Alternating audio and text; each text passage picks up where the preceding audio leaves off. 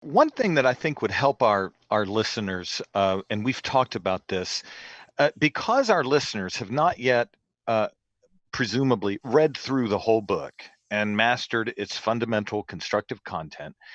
It raises the question: what's the best pedagogical approach to dive into the overview of the criticisms? And there's one wonderful way to do this. Page well, I'll go with headings under Meeting of Extremes, page 7 in this first edition we're using. Van Til, I think, gives us a very helpful insight into the structure of the criticisms that he faced. He says, on the one hand, the essential structure of my thought is said to be that of total unbelief. On the other hand, I'm said to classify Aristotle with the devil.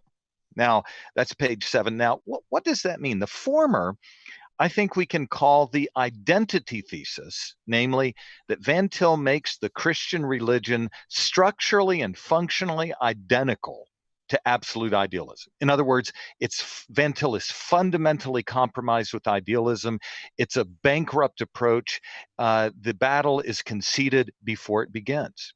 But on the other hand, some of the critics stress what we can call the absolute antithesis thesis, namely that Van Til has no point of contact with the unbeliever, and therefore no possibility of meaningful discussion with the natural man who has rejected the truth of the scriptures.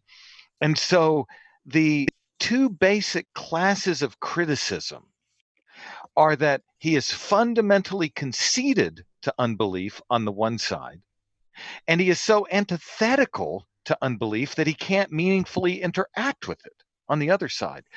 And so if our readers and listeners, those who are reading and listening, if you're kind of overwhelmed with all of the diverse criticisms that have been raised against Van Til, recognize this twofold taxonomy encompasses all of the objections that Van Til is addressing. On the one side, he's compromised with unbelief and conceded to absolute idealism.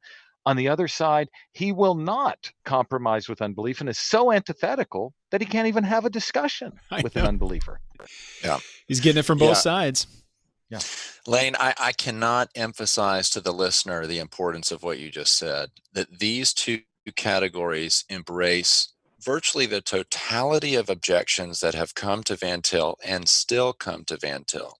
Now, we haven't yet said, are they valid? We're just seeking to describe the nature of the criticisms that he addresses in this book, and by implication, a lot of criticisms that come even today. So, Lane, what you've just said, and I'm just going to translate it for my PCA brethren, okay, is that what I would call a non-Christian infection thesis, okay, that he has been infected with non-Christian thought in the way that he speaks. And principally, the source of that non-Christian infection has been the philosophy of idealism. And you and Camden have talked a lot about idealism. At root, it seeks to affirm some kind of correlative metaphysical framework or logical framework between a so-called absolute master concept or being and the particulars of human experience and the created world. And there's a lot of complex vocabulary that's invested in that basic thesis. But on the one side, Van Til is accused of having infections in his Christian faith from idealism. And then instead of non-Christian infection thesis, I would call the other one the non-Christian rejection thesis to the extreme. Or quarantine thesis. So he's not even in the same room anymore. He is in a hermetically sealed quarantine compartment where he denies every even commonality of thought, laws of thought and facts of the world with the non-Christian, such that the apologetic enterprise is undermined from the outset. We have no point of contact between the Christian and the non-Christian. It's like the utterly consistent fake news thesis. There we go. So Van Til recognizes the mutually exclusive character of these criticisms. On the one side, he's infected with non-Christian thought. On the other side, he has no point of contact with non-Christians at all. And yet, Van Til says he can take no refuge in the mutually exclusive contradictory character of these charges because his critics allege that he himself is contradictory.